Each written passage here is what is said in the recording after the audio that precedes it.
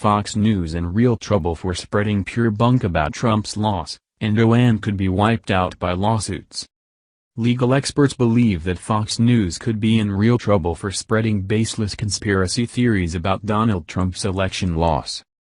A judge ruled last month that Dominion Voting Systems could move forward with its lawsuit against Fox Corporation, the conservative news network's parent company, for amplifying bogus claims that it rigged the election for Joe Biden, and Judge Eric Davis made clear the $1.6 billion suit was not frivolous, reported The Guardian.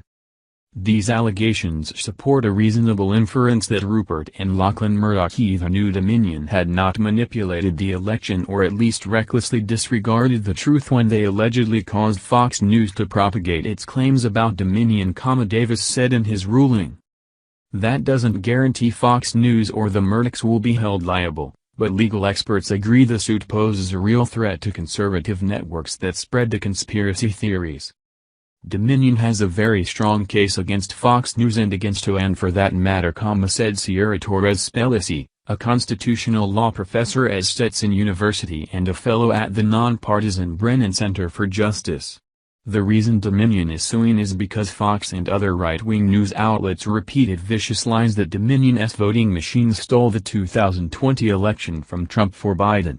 But all of these conspiracy theories about Dominion's machines were just pure bunk. And Fox as a news organization should have known that and not given this aspect of the big lie a megaphone.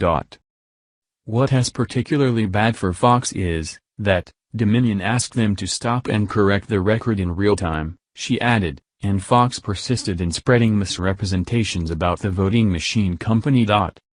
Davis noted in his ruling that newspapers under Rupert Murdoch's control, such as The Wall Street Journal and New York Post, condemned Trump's election lies and urged the former president to concede his loss, and text messages obtained by the January 6 commission show communication between Fox News hosts and White House officials about the insurrection. I think once you start to pull the discovery material, what you're going to find is there was a lot of communication between the Trump people both internally and externally about pushing very specific lies and narratives, said Angelo Carusone, President and Chief Executive of Media Matters for America.